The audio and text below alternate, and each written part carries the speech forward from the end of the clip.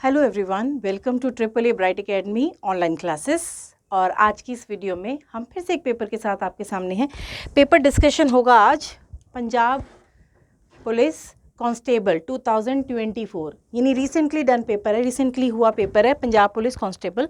और जो इसमें पहला क्वेश्चन रहा था वो 76 नंबर पर इंग्लिश का क्वेश्चन आया, and select the most appropriate option to fill the blank.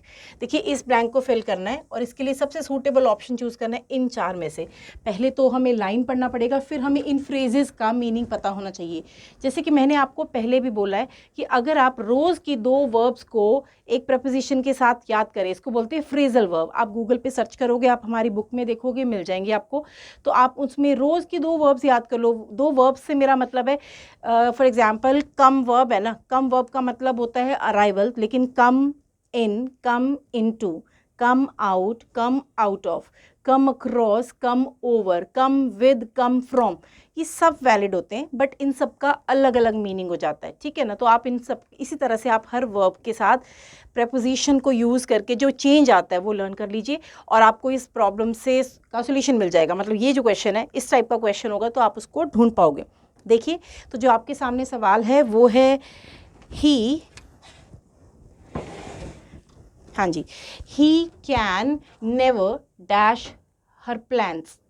तो he can never dash her plans. तो सबसे पहला पॉइंट ही ये है कि आपको ये सारे जो ऑप्शंस गिवन है, अब सब में कॉमन क्या है, मेक कॉमन है, बाकी प्रेपोजिशन अलग है, तो इन सब कॉम्बिनेशन की मीनिंग्स पता होने चाहिए। तो जो सबसे पहला है make of. Make of with का मतलब होता है टू स्टील, स्टील का मतलब चुराना, स्टील का मतलब ले जाना, है ना। तो मेक ऑफ विद ले जाने या चुराने की बात करता है। तो प्लान्स चुरा के कोई नहीं ले जा सकता, है ना। ही can never make of with her plans नहीं हो सकता, क्यों? क्योंकि प्लान्स चुरा कर कोई नहीं ले जा सकता। सेकंड वर्ड जो है मेक ओवर, ये तो आप सबने भी बहुत बार सुना होगा। मेक ओवर होता है किसी की कंडीशंस को इम्प्रोवाइज करना। तो ये प्लान्स के साथ में ही can never make over her plans, make over नहीं किया जा सकता प्लान्स का। मेक अगेंस्ट का मतलब होता है जैसे कॉन्ट्राडिक्ट करना, और जो मेक आउट है इसका मतलब होता है वर्कआउट करना, उस चीज़ को इम्प्लीमेंट करना। तो जो प्लान्स होते हैं ना, इन चारों में से अगर मैं सबसे ज़्यादा सूटेबल ऑप्शन आपको समझाऊं तो स्टील नहीं हो सकता, है ना, मेक ओवर नहीं कर सकते प्लान्स के। मेक अगेंस्ट यानी कॉन्ट्राडिक्ट के से पहले ऑप्शन ज़्यादा वैलिड कौन सी दिख रहे हैं? Make out. तो मेक आउट का मतलब होता है वर्कआउट करना, प्लान जो बनाया अकॉर्डिंगली उसका परफॉर्म करना, काम करना, मैनेज करना, ठीक है। तो आंसर था हमारा डी ऑप्शन। तो 76 में हुआ आंसर डी। अब चलते हैं क्वेश्चन 77 पर, और जो हमें एंटोनिम बताना है, मतलब ऑपोजिट बताना है। लेकिन ऑपोजिट किसका बताना है? गिवन वर्ड का। अब जो गिवन वर्ड है वो कहाँ पर है? गिवन वर्ड है सेंटेंस में ही। Maria bought many exotic fruits for her mother though she knew that she likes the dash varieties more. अब देखिए, जो पहले तो आपको एग्जॉटिक वर्ड का मतलब समझ में आना चाहिए, तभी आप उसका ऑपोजिट ढूंढ पाएंगे ना। एग्जॉटिक जो वर्ड है यहाँ पर, जो मतलब जिसका मीनिंग होता है कि जैसे कह लो जेन्युइन है, जिसका मीनिंग होता है जैसे कि जो करेक्ट होता है, या फिर जो कह लीजिए जो रेयर जिसको बोल सकते हैं, ये रहा देखिए, है ना, रेयर, ये इसका मीनिंग है। ये सिमिलर है, इसका हमें ढूंढना क्या है? ऑपोजिट ढूंढना है। तो इसका मतलब पहला ऑप्शन तो इसका सिमिलर है, ये तो गया। तो पहले ऑप्शन का मतलब है सिमिलर है ये, तो ये यहाँ पे नहीं जा सकता। सेकंड जो है इसका मीनिंग होता है काउंटरफीट का मतलब होता है नॉट जेन्युइन, जो जेन्युइन ना हो। हम ये नहीं कह रहे जेन्युइन है या नहीं है, हम कह रहे रेयर है, तो इसीलिए ये इसका मीनिंग नहीं हो सकता।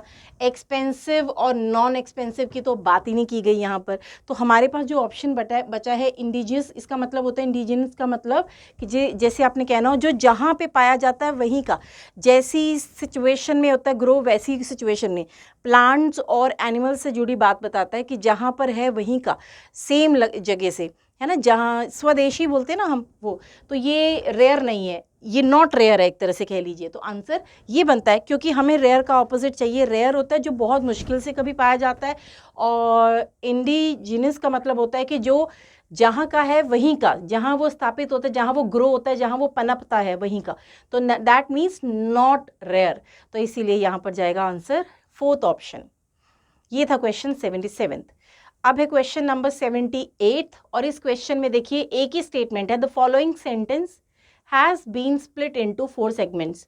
Identify the segment that contains a grammatical error. तो जो ये एक सेंटेंस गिवन है आपको, ये 4 हिस्सों में डिवाइडेड है, ग्रामर पर बेस्ड क्वेश्चन है ये, तो 4 हिस्सों में डिवाइडेड है, आपको ढूंढना है जिस पार्ट में प्रॉब्लम है.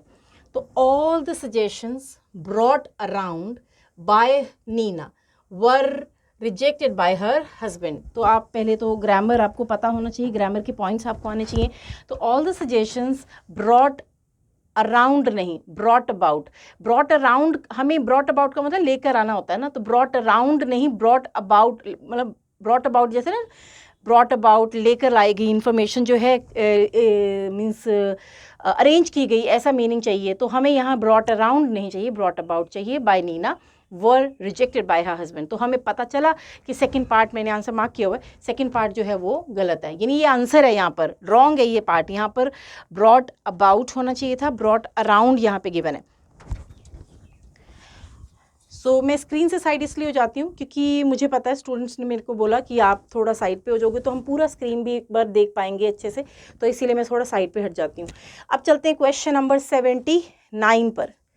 79 में रीअरेंजमेंट ऑफ शफल्ड पार्ट्स हैं. देखिए, parts of the sentence are given below while the first part is in the correct place. आप देख लीजिए, ये फर्स्ट पार्ट है, द इंग्लिश लैंग्वेज जो है ये वाला S1 लिखा है इसके सामने, ये फर्स्ट लाइन का फर्स्ट पार्ट है, ये गिवन है, ये अपनी अप्रोप्रिएट पोजीशन पर है. दैट मीन्स एटलीस्ट हमें ये पता है कि लाइन शुरू ऐसे ही होगा. तो the first part is in its correct place. The remaining parts, for example P, Q, R, S are jumbled up. जो बाकी के 4 पार्ट्स हैं वो जम्बल्ड है. P, Q, R, S वाली स्टेटमेंट्स वो शफल्ड है, स्टेटमेंट का वो पार्ट्स शफल्ड हैं. And arrange the parts in correct order to form a meaningful and coherent sentence. एक सही सेंटेंस बनाने के लिए इन पार्ट्स को अरेंज करना है. तो हमें मालूम चल गया कि लाइन जो भी बनेगी, जो भी स्टेटमेंट बनेगी, उसकी बिगिनिंग तो यहीं से होगी. द इंग्लिश लैंग्वेज इज, ये ना साइने को नन, ये 3 शब्दों को मिलकर हम एक मीनिंग डिलीवर करते हैं. Essential, necessary. तो एसेंशियल और नेसेसरी, रिक्वायर्ड, ये इसका मीनिंग होता है. तो the English language is the requirement, जैसे कह लो ना. तो आप आगे देखिए, मैंने अरेंजमेंट कौन सा बनाया है, RSPQ, है ना, RSPQ. इसके हिसाब से मैं आपको सारी क्लैरिटी करती हूँ. तो जब आपने कहा English language is the साइने qua none, अब इसके बाद आर में क्या कहते हैं, in today's world, where, in today's world of communication. जब आपने इंग्लिश लैंग्वेज की बात करी तो अगले पार्ट में आज के संसार में और कम्युनिकेशन में, ये इसी के साथ मैच कर रहे हैं ना. ज़रूरी है इंग्लिश लैंग्वेज आज के संसार में, आजकल जिसको बोलते हैं, और कम्युनिकेशन में, क्योंकि सबसे पहले प्राइमरी फंक्शन क्या है लैंग्वेज का, बातचीत करनी है ना हमें भाषाओं में. तो आर जो है इस एक्सप्रेशन के बाद, लैंग्वेज के आने के बाद, उसकी रिक्वायरमेंट को फील करवाने के बाद ये मैच कर रहा है. फिर जैसे हमने कहा इन today's world of communication, specially in a country like India, है ना. सबसे पहले कहा भारत जैसे देश में, क्योंकि भारत में क्या है, इंडिया में क्या है, लैंग्वेजेस हैं, बहुत सारी लैंग्वेजेस हैं, अलग अलग स्टेट का, अलग अलग रीजन का अपना एक लैंग्वेज है, बट इंग्लिश लैंग्वेज रिक्वायर्ड है. ये कह रहा है ये second part of the sentence. तो in the English language is the sine qua non in today's world of communication, especially in a country like India. अब देखो, which is the major hub, which is the major hub, इसी के साथ India के साथ ही जाते हुए, which is the major hub for the corporate sector and entrepreneurships. तो यहाँ पर ये देख सकते हो कि जो which किसको रिलेट कर रहा है, रिप्लेस कर रहा है इंडिया को. तो हमें पता चला RSPQ, इन पार्ट्स को अगर RSPQ फॉर्म में अरेंज किया जाए, the meaning or the sense of the language of the sense of the sentence will be okay, will be correct. तो ये हमारा सही अरेंजमेंट है. The English language is the sine qua non, especially in a country, sorry, in today's world of communication, especially in a country like India, which is the major hub for corporate sector and entrepreneurship. तो ये बना हमारा arrangement and the answer is A option. देखिए, ये जो करने का तरीका होता है ना, इसमें आपको सबसे पहले यहाँ तो प्लस पॉइंट क्या था कि आपको स्टेटमेंट 1 मुझे कहना चाहिए पार्ट 1 गिवन था, और रिमेनिंग आपने अरेंज करने। तो एक ट्रैक तो दिया हुआ है ना कि यहाँ से शुरुआत है। तो अदरवाइज़ अगर आपको फर्स्ट पार्ट भी ढूंढना हो तो सब्जेक्ट होता है अक्सर उसमें, जैसे यहाँ पे इंग्लिश लैंग्वेज है तो अगर आपको फर्स्ट पार्ट ढूंढना हो तो उसमें अक्सर नॉर्मली जनरली सब्जेक्ट होता है, तो सब्जेक्ट वाला सेक्शन आपका फर्स्ट पार्ट होगा। फिर उसी में कोई हिंट होता है ना, जैसे यहाँ पे था the English language is a sine qua non, मतलब एसेंशियल है, रिक्वायर्ड है, कहाँ किस चीज़ के लिए, इन टुडेज वर्ल्ड, कम्युनिकेशन के लिए, है ना। तो ये एक कॉम्बिनेशन जो बना, ये एक पैर जो बना, ये सही बना। फिर इसके बाद आप देखो कि कम्युनिकेशन कहाँ पर, स्पेशली इन अ कंट्री, एक देश में जो कि भारत जैसा हो या भारत हो। तो इंडिया आया, इंडिया को कंटिन्यू किया विच ने, तो which is the major hub. फिर लास्ट वाला पार्ट तो आपको समझ आ ही गया होगा ना कि वो इसके साथ ही अरेंज होगा। तो ये था हमारा क्वेश्चन नंबर 79, जिसमें आंसर हमारा बनता है फर्स्ट ऑप्शन। तो फर्स्ट ऑप्शन अरेंज करा।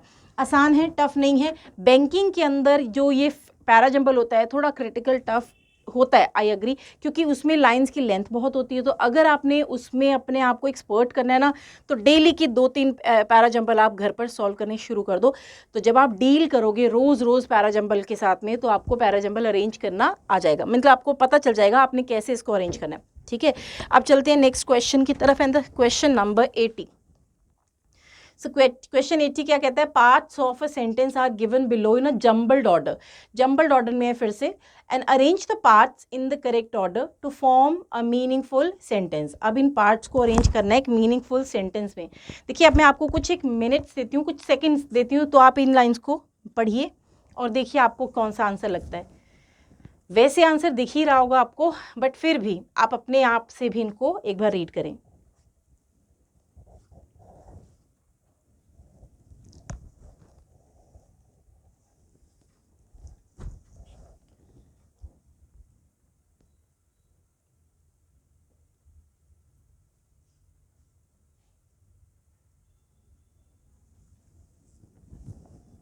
तो जब भी आप एक लाइन के पार्ट्स को अरेंज करते हैं तो हमें सबसे पहला पार्ट क्या ढूंढना होता है, सब्जेक्ट कहाँ होगा। तो बट नॉट सब्जेक्ट नहीं हो सकता ना, दैट इज़ नाउ सब्जेक्ट नहीं हो सकता ना, बिलोंग्स तो वर्ब होती है, इसके सामने तो सब्जेक्ट होना चाहिए था। तो आपको क्लियर हो गया होगा ना कि क्यू वाला ऑप्शन जो है वो सब्जेक्ट है। आई मीन क्यू जो है वहाँ पे सब्जेक्ट पड़ा है, तो जो क्यू वाली ऑप्शन है वो तो एक ही है। फिर भी हम अरेंज करके देख लेते हैं। तो the Majestic sandalwood bed which is very well maintained, जैसे आपने उसके बारे में बताया कि हम बात कर रहे हैं एक मेजेस्टिक सैंडलवुड बेड की, तो हम उसकी वर्ब देंगे अब, belongs to a royal family from Rajasthan, that is now. अब राजस्थान के लिए आया that is now impoverished but not without some pride. तो यही एक अरेंजमेंट है जो फॉलो किया जा सकता है। हमने कैसे जज किया इस अरेंजमेंट को, मैं ये फिर से समझा दूँ आपको कि जब आप एक शफल्ड लाइन के पार्ट्स को अरेंज करते हैं ना, एक लाइन है जिसके टुकड़े हैं और उस टुकड़ों को अरेंज करते हैं, तो पहला टुकड़ा अक्सर नॉर्मली जनरली पहला टुकड़ा कौन होता है, उस लाइन का सब्जेक्ट होता है। तो यहाँ पर देखिए सब्जेक्ट कौन है, बट नॉट हो नहीं सकता, दैट इज़ हो नहीं सकता, है ना। दैट इज़ नाउ मतलब नाउ से पता चला ना, अब वो इम्पोवरिश्ड है। तो कौन इम्पोवरिश्ड है, वो एक डिपेंडेंट क्लॉज जैसा फील दे रहा है, एक डिपेंडेंट पार्ट जैसा फील दे रहा है। देयर मस्ट बी समथिंग जिसको दैट रिप्लेस कर जा रहा है, तो इसलिए आर भी हमारा फर्स्ट ऑप्शन नहीं बन सकता। और बिलोंग्स टू में बिलोंग एक वर्ब है, जो वर्ब से पहले उसके सब्जेक्ट की रिक्वायरमेंट है। इन तीन लाइन्स को हमने इन तीन पार्ट्स को हमने इसीलिए एलिमिनेट किया फॉर द फर्स्ट केस, क्योंकि ये सब सब्जेक्ट से शुरू ही नहीं हो रही हैं। तो बचा कौन, क्यू ऑप्शन। तो द मेजेस्टिक सैंडलवुड बेड ये हमारा सब्जेक्ट है और इसकी वर्ब है बिलोंग्स। वैसे तो यहाँ एक ही ऑप्शन है जिसमें क्यू पहला ऑप्शन है, क्यू एस वाली पहली ऑप्शन है, तो आंसर हमारा बनता है सेकंड ऑप्शन। बस हमें यही ढूंढना था सब्जेक्ट वाला रोल कौन कर सकता है लाइन में, तो ये हमारा बना सेकंड ऑप्शन। अगर पैरा जंबल आपको लाइन्स अरेंज करनी आ गई ना, ये तो एक ही स्टेटमेंट के पार्ट्स अरेंज करने वाला क्वेश्चन था। अगर पैरा जंबल स्टेटमेंट्स को अरेंज करने वाला आता है तो आप क्या करोगे, तो आप सबसे पहले नेमिंग लाइन ढूंढोगे। जो भी 4 या 5 लाइन्स है, जो भी 4-5 सेंटेंसेस गिवन हैं, उनमें से नाम किस में है, नाउन किस में है, नेमिंग वर्ड किस में है। तो तो सबसे पहले हम टॉपिक को नेम से इंट्रोड्यूस करते हैं, फिर हम उसको रिप्लेस करते हैं। तो जैसे आपने फर्स्ट लाइन को फाइंड आउट किया ना, नेमिंग लाइन को फाइंड आउट किया, उसी में कोई हिंट रहता है, उसी में कोई इंडिकेशन होती है, उसमें कोई क्लू रहता है जो आपको पेयर करने में मदद करता है। देखो मैं यहाँ के इंडिकेटर की बात करूँ तो जब आपने एक सब्जेक्ट को इंट्रोड्यूस किया ना, तो उस सब्जेक्ट की वर्ब चाहिए थी, तो सिर्फ एस लाइन है जिसमें सब्जेक्ट की वर्ब दिख रही है बिलोंग्स। और फिर हम आगे रिलेट करना चाहें ना, जैसे हमने एक जगह का जिक्र किया, उस जगह के बारे में कॉन्टिन्यूटी दैट कर सकता है बट नहीं कर सकता ना, तो उस जगह की कॉन्टिन्यूटी दैट से हो गई। तो इसी वजह से हमें समझ में आया कि एस के बाद होगा R line, right. I hope ये चीज़ें आपको समझा पाएँ कि बेस या कैसे हमने इन चीज़ों को सॉल्व करना है, ठीक है। तो चलते हैं अपने नेक्स्ट क्वेश्चन की तरफ, क्वेश्चन नंबर 81। अब पंजाब स्टेट के पेपर में एक आध question Punjabi translation, English to Punjabi, Punjabi to English आता ही आता है। अब देखिए ये थोड़ा सा ऐसा सेक्शन है जो पंजाब के स्टूडेंट्स हैं उनको पंजाबी ऑब्वियस सी बात है मानी जाती है कि आती होगी, तो हमें यहाँ बताना था which of the following is the most appropriate translation of the word appendix. प्रार्थना पत्र नहीं होता ये, है ना, अपेंडिक्स कोई प्रार्थना पत्र नहीं होता। नियुक्ति होती है रिक्रूटमेंट, है ना, प्रवानगी भी नहीं होता है। अगर मैं आपको थोड़ा सा समझा दूँ, प्रवानगी नहीं होता, ये तीनों वर्ड्स यहाँ पे गलत हैं। इसका आंसर है अंतका, राइट। तो ये जो है वर्ड हमें पता होगा तो एलिमिनेशन से कर लेना। मैं ये बोलूँगी, आपको पंजाबी कई बार आती भी है पर वो वर्ड्स इतनी ज़्यादा गहराई में होते हैं ना कि हम जज नहीं कर पा रहे होते ना। सपोज ये हो जाए तो आप क्या करेंगे, एलिमिनेट कर दो, रॉन्ग ऑप्शंस को एलिमिनेट कर दो। अगर लास्ट में एक बचती है तो ये स्मार्ट गेम है, तो आप ऐसा ही सॉल्व कर सकते हो। जैसे भी जहाँ पे भी कोई क्वेश्चन आपको आता नहीं है, आपको उसकी क्लैरिटी नहीं है, but if you are able to eliminate the wrong ones ना, तो वो एक सही तरीका है। एक ऑप्शन अगर उसके बाद बचती है तो आंसर मार्क किया जा सकता है, रादर देन डूइंग अक्कड़ बक्कड़, है ना, rather than selecting any of the random option. उसको मत करना, वो नहीं करना। आपने क्या करना है, अगर एक क्वेश्चन का आंसर नहीं मालूम है तो जो गलत ऑप्शंस आपके अकॉर्डिंग है, आपकी नॉलेज के अकॉर्डिंग है, वो भी आप ट्रिक नहीं कर रहे हो, सॉरी वो भी आप ब्लाइंड गेम नहीं है, वो भी एक समझदारी से किया गया एक एक्शन है कि आप एलिमिनेट करते जाओ। जो लगे ना ये तो नहीं इसके साथ मैच करता, इसका मीनिंग इससे मैच नहीं करता, उसको एलिमिनेट करें। तो ये तरीका ज़्यादा बेहतर है। अब देखो ग्रामर चेक करवा रहा है आपसे, एक ही टॉपिक के बारे में बातचीत चल रही है। Which of the following sentences has incorrect usage of the article. कुछ नहीं देखना है, A and the appropriate use किया गया हो ये देखना है बस, है ना। तो देखिए first sentence, the weather today is colder than yesterday.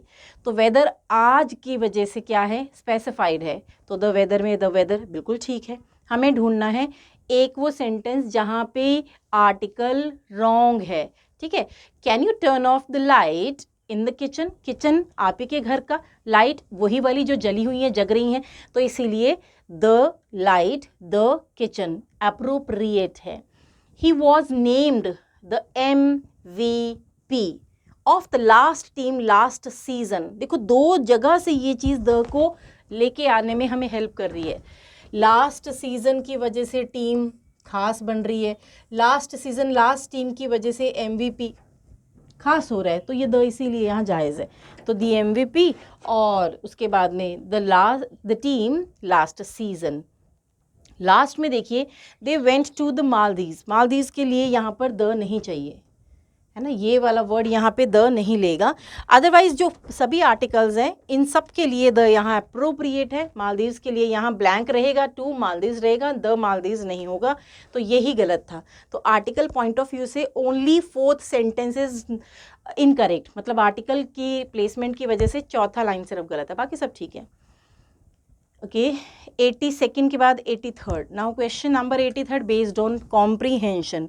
Comprehension as I told you earlier, पहले की वीडियोस में भी मैंने आपको बताया कि रीडिंग हमें इतना स्ट्रॉन्ग बनाना है रजे कि हम इस पैसेज को अंडरस्टैंड कर सकें।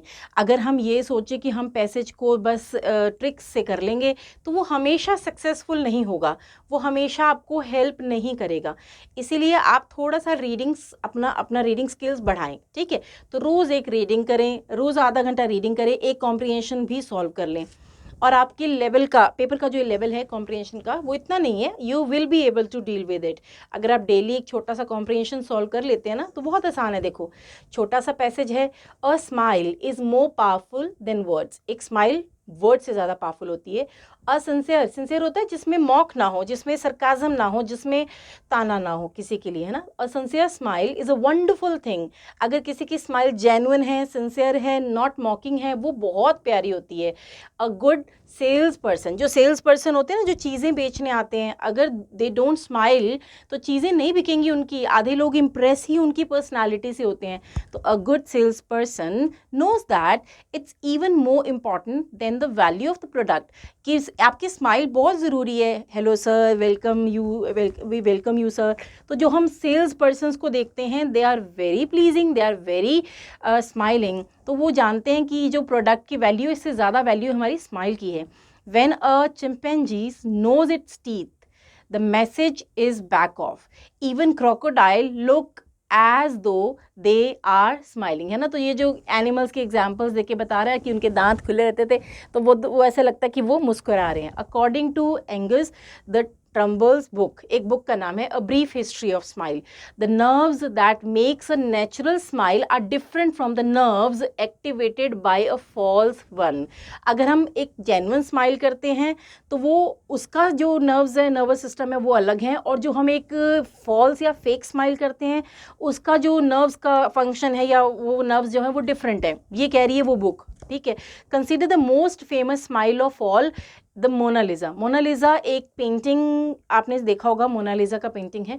इन a 2003 study, the Harvard professor Margaret Livingstone claimed that Leonardo da Vinci painted Mona Lisa so that if you stare straight at her mouth from a close range, अगर आप उस पेंटिंग की, उस portrait को थोड़ा सा पास से देखते हैं ना, तो आप उसके फेस को, उसके माउथ को स्पेशली थोड़ा पास से देखते हैं, the smile would be evident. तो स्माइल आपको दिखेगी। एविडेंट का मतलब होता है नजर आएगी, श्योरली दिखेगी, है ना। Smile, a sincere smile is still ray of light and hope in this world. उसने sincere smile को क्या बोला? ray of light बोला। उसने sincere smile को क्या बोला? hope in this world बोला। Smiles tend to create their own weather system. मुस्कुराहटें अपना एक मौसम बना देती हैं, है ना। and fake it till you make it. Fake हो जाएगी जब आप उसको बनाओगे ना। Remember when someone makes a disagreeable remark, a smile can help turn things around. अगर एक बंदे का आपके साथ डिसएग्रीमेंट होता है ना, तो एक मुस्कुराहट काम बनवा सकती है। So smile, right. I hope you all are smiling right now, है ना। तो अभी देखो, इस पैसेज के रीडिंग के बाद ऐसे आपने थोड़ा स्पीड से पढ़ना है, मैं थोड़ा एक्सप्लेन कर रही हूँ, स्लो पढ़ा है मैंने। What does a smile tend to bring.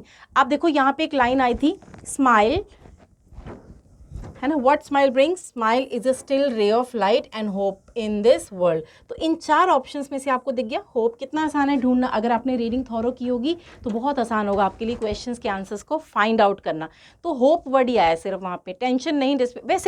वैसे भी एक स्माइल से कभी टेंशन नहीं आता, डिस्पेयर नहीं आता, है ना। तो स्माइल रे ऑफ लाइट है या होप है, अकॉर्डिंग टू दिस पैसेज। हमें तो पैसेज के हिसाब से ही आंसर करना है।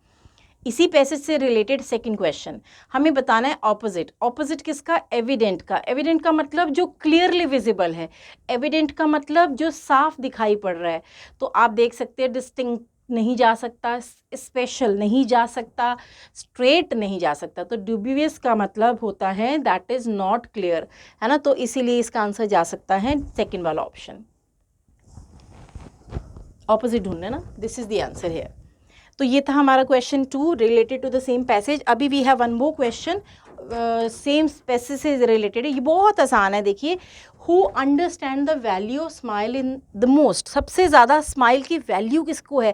अभी हमने एक लाइन पढ़ा था ना, जो सेल्स पर्सनस होते हैं उनको पता है कई बार प्रोडक्ट की वैल्यू मैटर नहीं करती, आपके फेस की वैल्यू बहुत मैटर करती है, राइट। तो आंसर तो दिख गया होगा, सेल्स पर्सन। यहाँ कहीं पर भी रिसर्चर का जिक्र नहीं हुआ, यहाँ कहीं पर भी किसी डॉक्टर या पेंटर का जिक्र नहीं हुआ। तो देखिए, अगर आपने पैसेज को ध्यान से एक बार पढ़ लिया ना, तो अगर 2, 3, 4, 5 जितने भी क्वेश्चंस होंगे ना, आपको कम समय लगेगा।